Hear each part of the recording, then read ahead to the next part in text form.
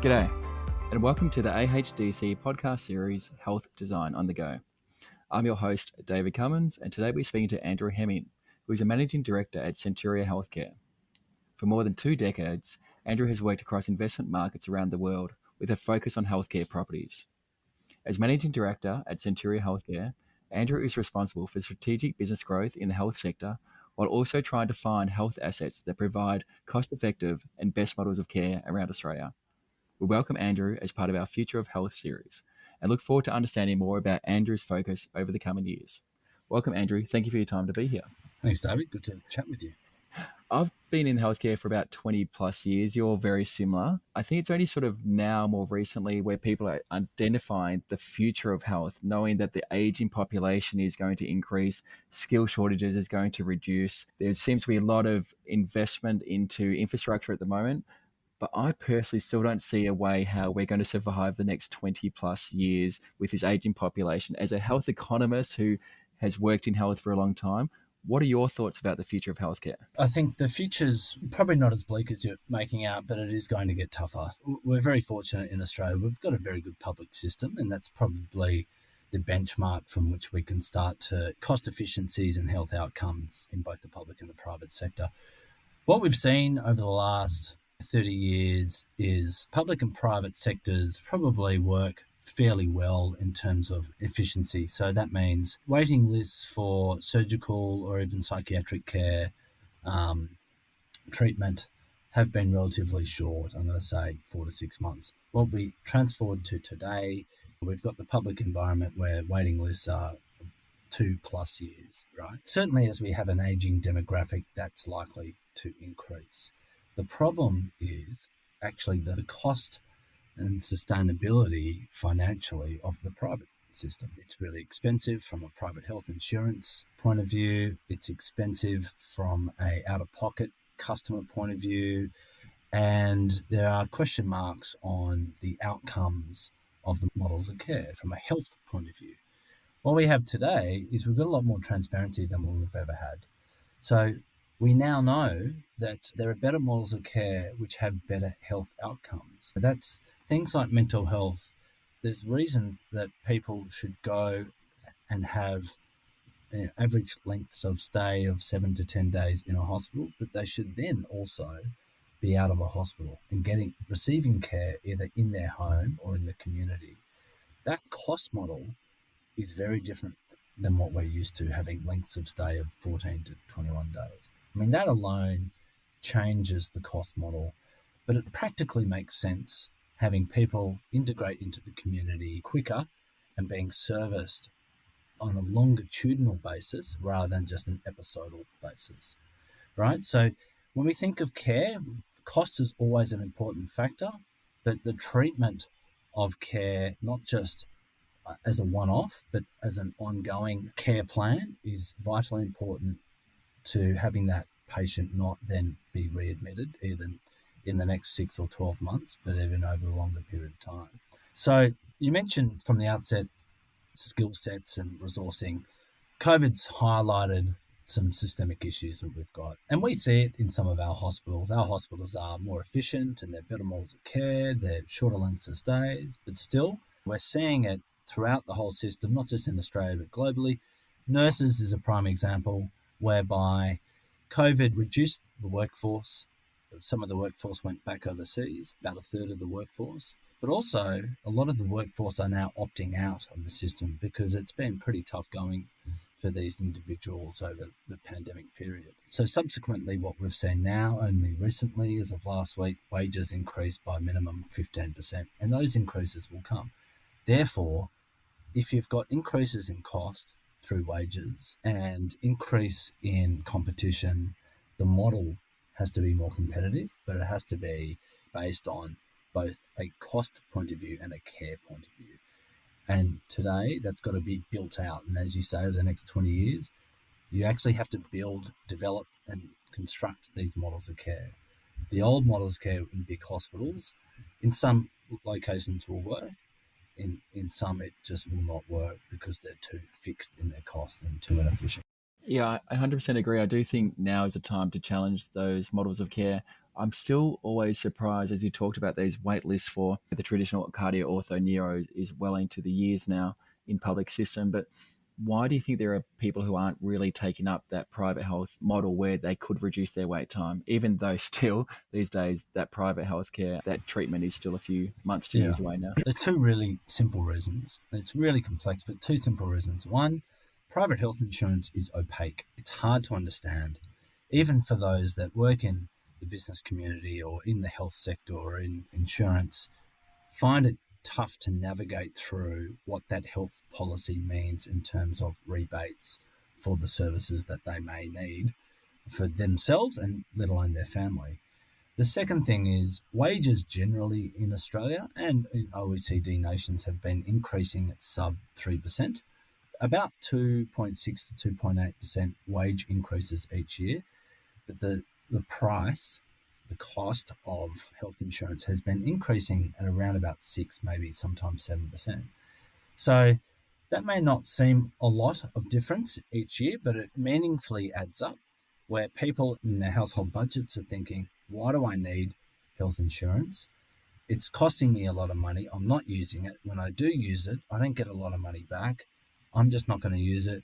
And that's why we've seen the queuing or the wait lists in public health increase materially from 6 months, as I said, to over 2 years. I hear a lot on this podcast, a lot about the need for artificial intelligence to help with diagnosis. I hear people talking about the importance of innovation, of treatment, and of digital health as well. At the end of the day, though, surely we still need someone to be able to transfer an elderly person who's just had hip surgery to a toilet. It does seem like there actually is going to be a skill shortage, especially with the baby boomers hitting the nursing homes in a few years' time. What can we do as developers, as designers, as thinkers, as economists, as people in the industry that we love to try and improve patient outcomes in that next 10 to 15, 20 years? The innovation of technology and the use of technology, both from a primary care point of view all the way up to specialist care and even aged care, will no doubt improve outcomes over time just through the collection of data, the analysis of that data, and then thinking about what kind of care we can give those cohorts and earlier. And that should therefore translate into funding. Primary care is a prime example. Diabetes in this country is very poorly understood, but it's probably the largest contributor to chronic disease, both from an adolescent point of view and an aged point of view, which then goes to costs through specialist care or even in hospital care. So the collection of data is the first thing. The second thing is what the technology will do, it will enable scalability in the sector.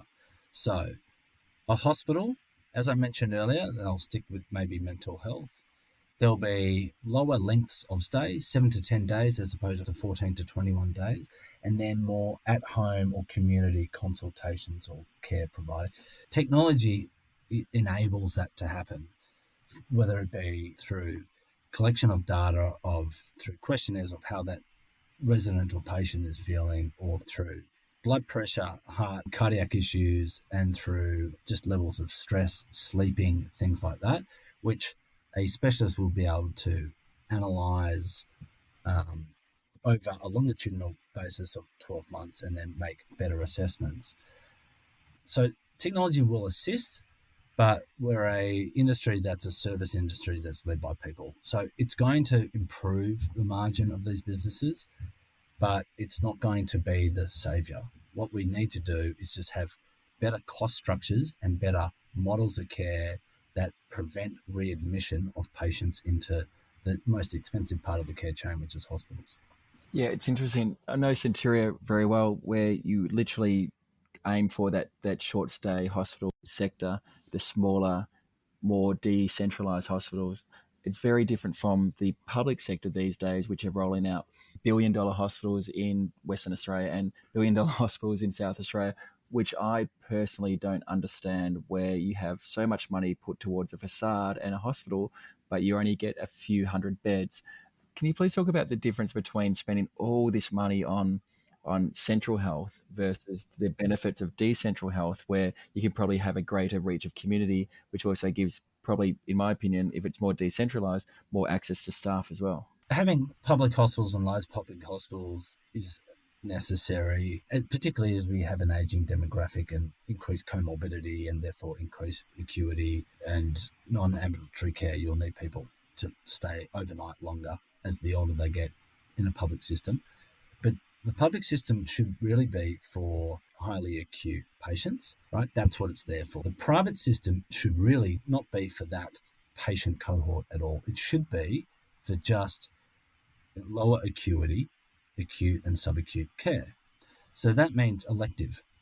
So those hospitals don't need to be that big because you don't need to stay in overnight. And there's lots of evidence where I always talk about lower limb orthopedics, hip and knee replacements, get them home, get them more mobile, get them out of hospital. There's a lot of political lobbying and points won on building healthcare and social infrastructure, particularly post the pandemic. But big is not always better. In the private system, we just need to be more efficient. But in the public system, if we keep the rate of expenditure that we have in governments like WA and Queensland, for example, that's then going to encroach on other industries that need the funding, whether it be social security, whether it be tourism, whether it be education. There are industries in Australia that aren't getting as much proportionate funding because we keep funding big things in healthcare. So it looks good, reads well, but is it the right model for future demographics is questionable. I know you're not necessarily an insurance expert in reference to private health, but what role do you think insurance companies have to play in the future of healthcare? I would argue that insurance companies are very reactive towards healthcare, not necessarily preventative, and they generally adopt a buy now, pay later response as opposed to a wellness response to enhance preventative care, just like you talked about with diabetes. Do you think insurance companies need to play more of a stronger role for the next 10 to 15 years, or they'll just ride the coat wave of financial success, knowing that more people will be entering healthcare? I think they absolutely have to be more active across the health chain. The private health insurance participation rate has fallen steadily since inception. We've had a small uptick in the recent 6 to 12 months, but again, affordability and complexity leads to its demise eventually. So it needs to try and ensure that it's getting the right patients, right?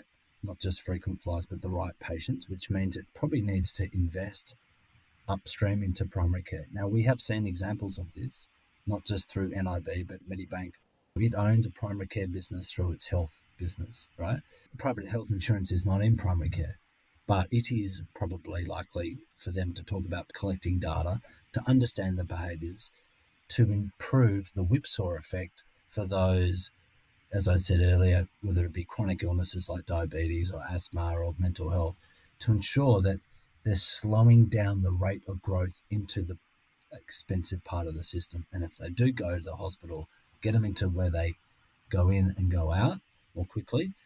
Health insurance businesses make their money from people having less claims. Well, that means they need to go upstream to ensure that that doesn't happen. So they absolutely have a role. If they don't really pursue that, then the whole system, not before too long, say 40, 50 years, will be nationalised. There won't be any health insurance. It's a very different system in Australia that is prevalent in some areas in the world, but it changes a whole bunch of policies like tax, for example. I think that's a really good point, and I think you do see that with the likes of Medibank. They're changing their models of care with their short stay hospitals, but you also see a lot of the private sectors playing a stronger role in those shorter stay hospitals, like Ramsay doing a lot more towards mental health, but women's mental health. You've also got St. Vincent's, which is actually doing more of an outreach program. So I do think a lot of people are taking on board what you're talking about with private healthcare. Where do you see the role of private healthcare going forward? Do you think it becomes more specialized, where pediatric or children's mental health, or do you think it would be better for them to stay in that generalist point of view as well? I actually think it goes into areas such as the NDIS, and that's where there needs to be some financial support. That thing is growing on the government's expenditure at a rate of knots. I can't remember what it has been in the last 12 months, but last time I looked a few years ago, it was growing at something like double figures, 10%.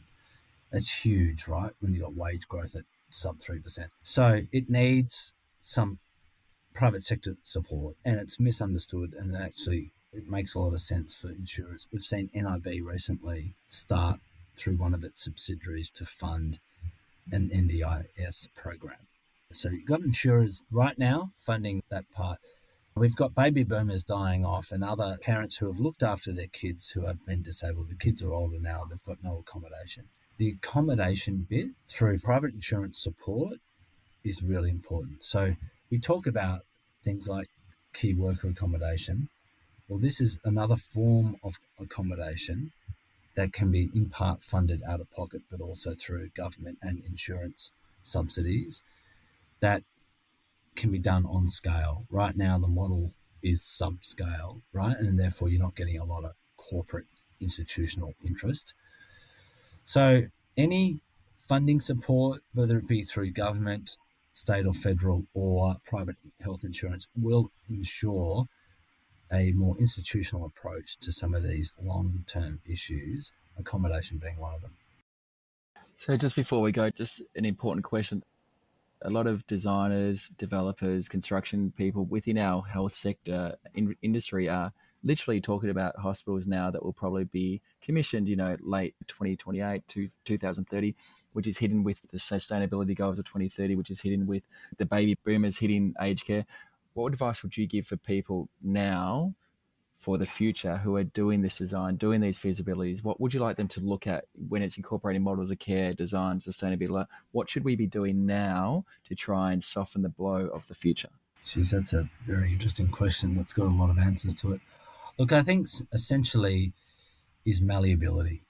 What does that mean? It's not always smaller, but it means we come from a landscape where the funding tap was always on. It's now sporadic and costs are going up. It's harder to make money. So sometimes it's smaller, but when you're thinking about funding healthcare, think about all the adjacencies, right? There are probably three things I think about. One is the provision of care in a hospital. The other is the provision of care out of a hospital. And the other is accommodation. And those things can collaborate and work together. Accommodation is not just aids. It's not just for the disabled. It's also for key workers. It could also be for those, visiting family members or those PhD who want to come and learn about diagnostic testing in Australia or in vitro fertilization or prostheses manufacturing. We're not thinking about the whole chain as operating together cohesively. We're thinking about, let's just build a hospital. And then suddenly we think, we've got more population in that location. Let's build accommodation. It's got to be done cohesively, which lends itself to a more malleable healthcare product than what we've had before. Thank you very much for your time, Andrew. You're certainly a big name in the world of health. There's certainly a big name in the world at Centuria. Anyone that hasn't met you is missing out because your passion for healthcare is something that always inspires me. And I truly, truly can't wait to see where you'll be in the next 20 years as you lead the way in healthcare in the future as well. So thank you so much for your time. Very kind words. Thank you, David. It's been a pleasure. Thank you so much for being part of the industry and the podcast. You have been listening to the Australian Health Design Council podcast series, Health Design on the Go. If you'd like to learn more about the AHDC, please connect with us on our website or LinkedIn. Thank you for listening.